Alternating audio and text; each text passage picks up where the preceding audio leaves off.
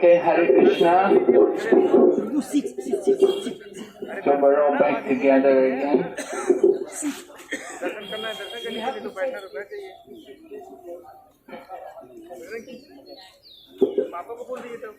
There's space over here, behind the tree.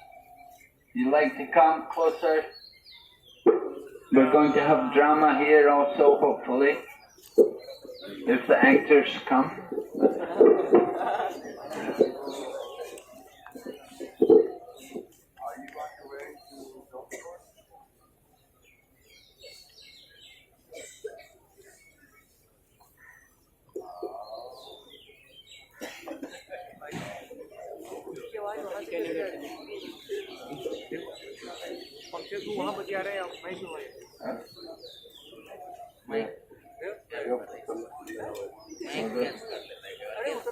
कितना का phone catch करता है? हाँ मुझे तो फोन में कुछ इतना मतलब ना है. So we all saw the deity of Madan Gopal this morning.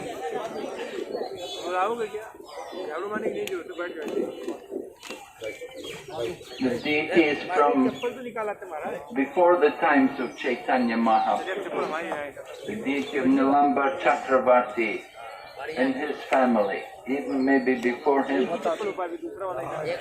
So Nilambar Chakravarti was the father of Sachimata. So that village, Bilpakor, all Brahmana people there, used to be very opulent village, big houses, people were all very wealthy. Now they've all moved to Calcutta and Delhi and Mumbai. They don't like to stay in the village. But you can see there were some big houses constructed in the past. People were very wealthy. Brahmanas.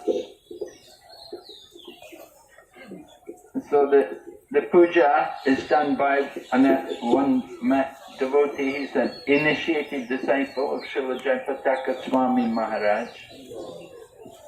And Jayapataka Swami Maharaj, as well as our Bhaktivedanta Charity Trust, they help to maintain that temple. Regularly donate towards the maintenance of that temple. It was very dilapidated before we started coming. We've helped it to develop quite a bit. They've put some rooms on top, and the deity worship has improved a lot over the years. But it's not easy. They don't like to cooperate with ISKCON so much.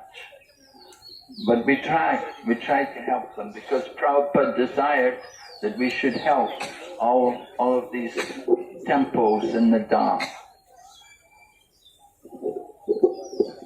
So Bel Pakur, Bel fruits, a lot of Bel there. Getting a lot of Bel juice every morning. Sachimata used to live there. Our bathing place is also there. And this place, this is Panchavaktra, Shiva. Lord Shiva resides in many places in this Dham. This is one of the places. You can see this tree. It's a very old tree. Been here a long time. Lord Shiva doesn't build a house. Although his wife is the goddess, although his wife is in charge of the material nature, his consort is Durga or Parvati, and she's controlling the material nature. So they have wealth if they wanted. They could build a big house. And previously, at one time they did build a house. But after they built the house, then the Brahmanas all came and said, now you have to do Griha Pravesh. Now we have to do yajna for you to purify the house. So they did everything, And then they came to Lord Shiva and said, now you have to give us dakshin. And Lord Shiva said, but I don't have anything. And they said, oh, you have the house. And so they took the house. And Lord Shiva was left with nothing and said, what's the point to build a house? Very temporary. So Lord Shiva, he is very much detached from the material world. He is,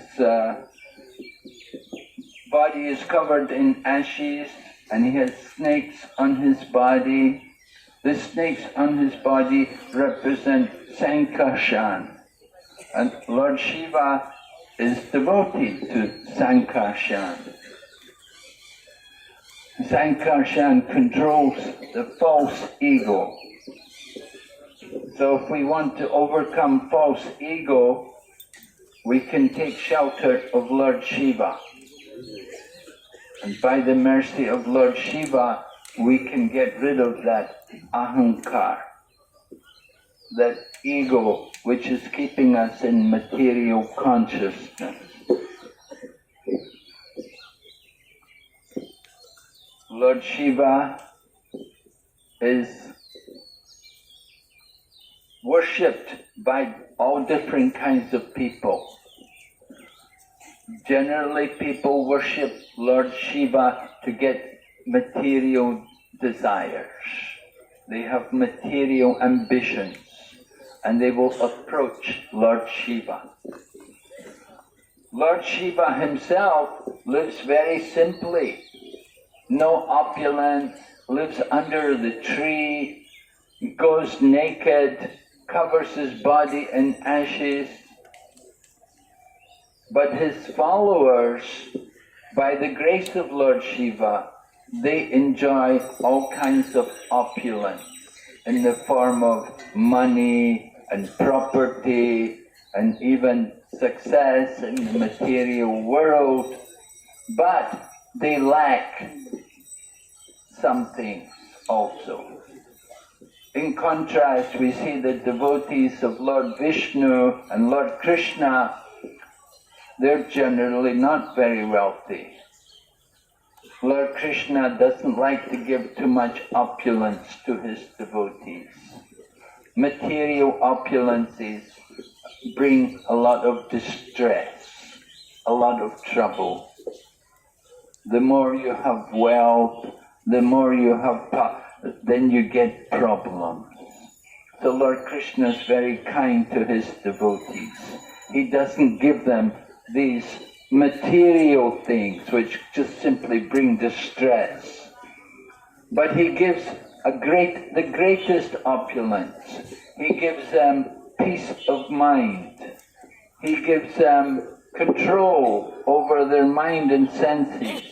And he allows them to live peacefully and happily without being constantly agitated by so many material desires. So Lord Shiva, he is worshipped often by materialistic people, but Lord Shiva also has his own sampradaya.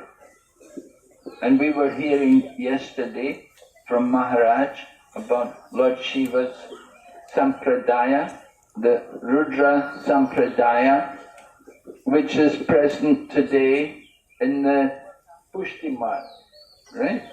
Pushti Marg. So Lord Shiva does give special blessings to those who want the highest thing. And the highest thing is love of God. And you can get that through the sampradaya coming from Lord Shiva. So this other sampradaya, which is called Pushti Marg, they worship a deity of Lord Krishna called Nathji.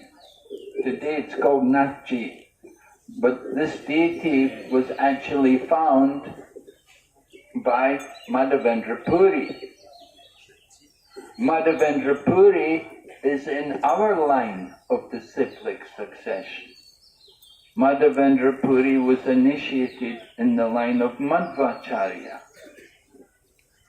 And he found the deity of Gopal on the Govardhan hill. Appeared to him in the dream, and Madhavendra Puri went and renovated the deity from the hill of Govardhan, and then began the worship of the deity. Later on, the deity was given to the sons of Balabhacharya. Balabhacharya was an associate of Chaitanya Mahaprabhu. He was also a great scholar, and he wrote also a commentary on Srimad Bhagavatam. So he met with Chaitanya Mahaprabhu, described in the Chaitanya Charitamrita, how one time Chaitanya Mahaprabhu had gone to Prayag, and they were crossing the Ganga in the boat. Chaitanya Mahaprabhu then saw the blue color of the Yamuna, and he became ecstatic. His bhava for Krishna was aroused, and he became ecstatic. And seeing the ecstasy, Balabhacharya was amazed. He had never seen such manifestations of love of God. So he understood Chaitanya Mahaprabhu to be very special personality. He could not fully understand his identity. Anyway, Balabhacharya brought Chaitanya Mahaprabhu to his home. He had a home over there in Prayagraj. His house is still there today. It's a temple. You can go there. If you go to Prayag, if you go to the Triveni, where the Ganga meets the Yamuna, you can go to visit the house of Balabhacharya. And so he brought Lord Chaitanya there, and he worshipped Lord Chaitanya. He was very respectful. Later on, there was some problem between Balabhacharya and the devotees. Balabhacharya had written a commentary on Srimad Bhagavatam, and he was saying, my commentary surpasses even the Swamis. He meant, when he said the Swami, he meant the original commentator on Srimad Bhagavatam, who was Sridhar Swami. There are many Sridhar Swamis. Of course, we had also in ISKCON, Prabhupada disciple Sridhar Swami. But the original Sridhar Swami, he was the first person to write a commentary on Srimad Bhagavatam. And Balabhacharya was telling devotees, my commentary surpasses the Swamis. So when Chaitanya Mahaprabhu heard this, then he corrected him. And he told him that this is like the thinking of a prostitute. If the wife, because Swami can also mean husband. And if the wife thinks she's better than the husband, then it's not proper. So he told Balabhacharya that devotees will always consider themselves to be less than the previous acharyas. They will never claim to surpass the previous acharyas. But they will always understand that whatever they can do, it is by the mercy and the grace of the previous acharyas. So one time it happened that they published in the Back to Godhead magazine, they published that excerpt from the Chaitanya Charitamrita where Balabhacharya met with Lord Chaitanya Mahaprabhu and where Lord Chaitanya corrected Balabhacharya. So our magazine was distributed to many people in India, of course, many important people, and some of the followers of Balabhacharya, they got our magazine and they read it and they didn't like it. And they told the lady who gave Srila Prabhupada passage on the ship to America. Her name is Srimati Morariji. She was in charge of the Sindhi shipping company, and her Jaladuta was the ship on which Prabhupada sailed to America. So they told her, she was a devotee, she's passed away now, of course, she's very elderly. She was a very pious Gujarati lady, and she had given Prabhupada money to print the first canto of Srimad Bhagavatam. She'd given him donations to help him print Srimad Bhagavatam because she was a devotee of Lord Krishna. And Prabhupada begged from her the passage on the ship. So when people saw this article in the Back to Godhead, they told her, look, you sent this man to America. Look what he's teaching people in America about our Mahaprabhu. Because in the Balaba line, they call, in the Pushti Marg, they will refer to Balaba Acharya as Mahaprabhu. You know, we have our Mahaprabhu, they have their Mahaprabhu.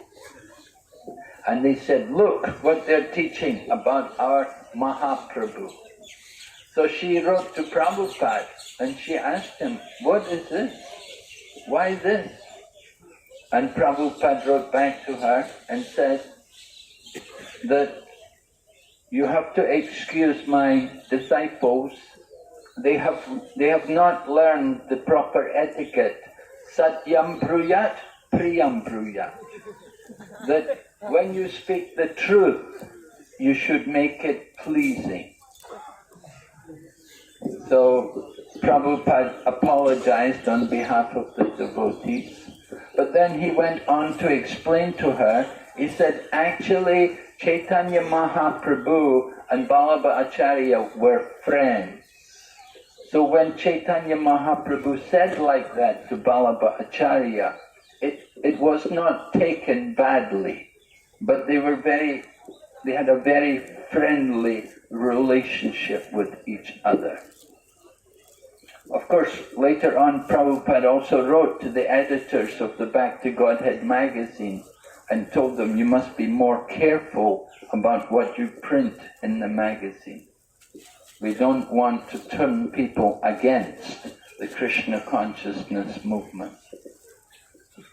So this is the pastime. Balabhacharya, he's coming in this line, Pushti Marg, which is Lord Shiva's, coming originally from Lord Shiva. So Lord Shiva's worshipped by bilva leaves. We use tulsi. Worship of Krishna, we offer tulsi leaves. Lord Shiva, he wants the bilva leaves. And we may see the drama if we're... Are we going to see it? What I suggest is that I'd like to do it myself. Pancharatna Prabhu will perform the drama on his own. He was hoping other people would come. Yeah, he had requested some Gurukula children to come and do it, but unfortunately they're not coming. So Pancharatna himself will present that drama for us, and we'll hear Banamali Maharaj. Haribol. Alright, so worship of Lord Shiva, very important. You can fulfill your material desires if you want. If you want liberation, you can also get Chayuja Mukti. But if you want the highest thing, Krishna Prema, you can also get that through his Sampradaya. So that is what we can get from Lord Shiva. So many things. He understands the mind of a person and he will fulfill their desires. So, do you want the cheating potency of Lord Shiva? No. Or do you want the real thing? Yes. The real thing, so that comes in his parampara, in the disciplic succession. So Lord Shiva is staying here as Kshetrapal, protecting the Dham.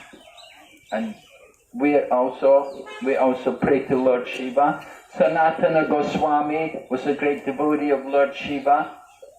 right? What's that? Where was he living?